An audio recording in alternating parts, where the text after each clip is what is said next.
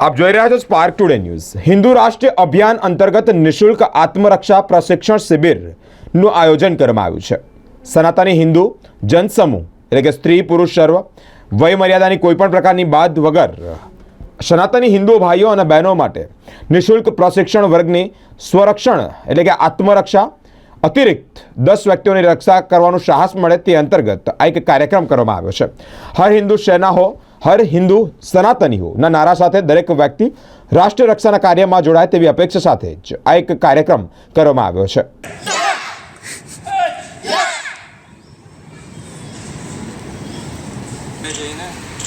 તો બી તમને સમજ્યા છે કે એક વસ્તુ કરવાથી બી ઘણું બધું આવડે છે, બરાબર?